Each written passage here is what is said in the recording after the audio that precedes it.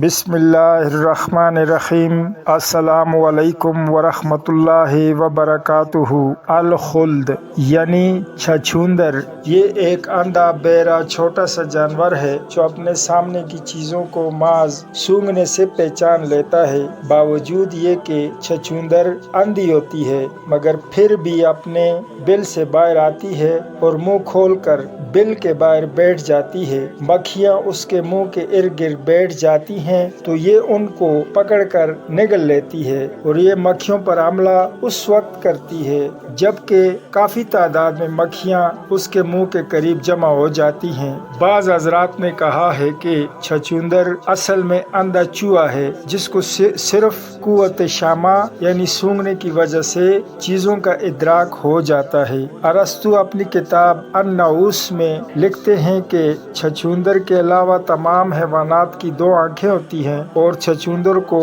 اندھا اس لیے پیدا کیا گیا ہے کہ یہ زمین کے اندر رہنے والا جانور ہے اور اللہ تعالیٰ نے زمین کو اس کے لیے ایسا بنا دیا ہے جیسا کہ مچھلی کے لیے پانی، اور اس کی غذا اس کو زمین کے اندر ہی مہیا کر دی گئی ہے۔ آنکھوں کے بدلے میں اللہ تعالیٰ نے اسے سننے اور سونگھنے کی قوت بہت زیادہ دی ہے اور یہ دوری سے خفیف سی آواز کو بھی سن لیتی ہے اور فوراً بھاگ کر زمین کے اندر گھس جاتی ہے، اور اس کو پکڑنے کی ترکیب یہ ہے کہ اس کے سوراخ کے باہر کچھ جوہیں رکھ دی جائیں، یہ ان کی بو پا کر ان کو کھانے کے لیے باہر نکل آئے گی۔ چھچھوندر کی قوت سامع دوسرے جانوروں کے قوت بصر کے برابر ہے، یعنی دوسرے جانور جتنی دور تک دیکھ سکتے ہیں چھچھوندر اتنی دور کی آواز سن سکتی ہے۔ چھچھوندر کو اچھی خوشبوؤں سے نفرت ہے اور بدبودار چیزوں سے رغبت ہے، چنانچہ وہ خوشبودار چیزوں سے بھاگتی ہے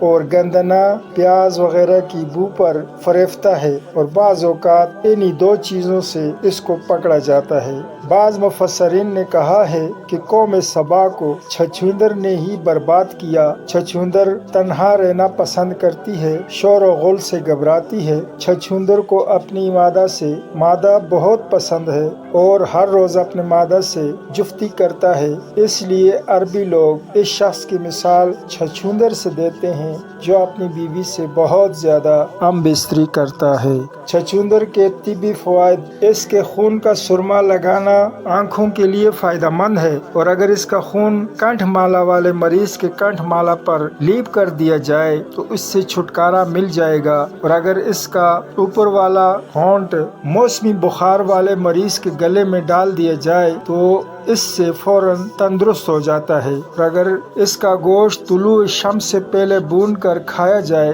تو کھانے والا ہر چیز کو جان لے گا، اور اگر اس کے گوشت کو گلاب کے تیل کے ساتھ ملا کر کسی شیشی میں رکھا جائے تو یہ تیل دانت، کھجلی اور ہر جل کی بیماری کے لیے مفید ہوگا۔ وہ مٹی جو چھچھوندر اپنے بل سے نکالتا ہے، اگر اس مٹی کو پانی میں ملا کر نکرس پر ملا جائے تو نکرس جلدی ٹھیک ہو جاتی ہے۔ حکیم ارسطو نے لکھا ہے کہ اگر چھچھوندر کو 3 رطل پانی میں ڈبو دیا جائے اور 1 رطل تقریباً 400 گرام ہوتا ہے، پھر کوئی انسان اس کو پی لے تو اگر اس پینے والے سے کسی بھی چیز کے متعلق کوئی بات پوچھی جائے تو یہ شخص 38 دن تک بطور اذیان یعنی پاگلوں کی طرح وہ باتیں بتاتا رہے گا۔ یحییٰ بن زکریا نے کہا ہے کہ اگر چھچھوندر کو 3 رطل پانی میں ڈبو کر چھوڑ دیا جائے یہاں تک کہ وہ پھول کر اس پانی میں پھٹ جائے، پھر اس کو پانی سے نکال کر اس کی ہڈیوں کو پھینک دیا جائے اور اس پانی کو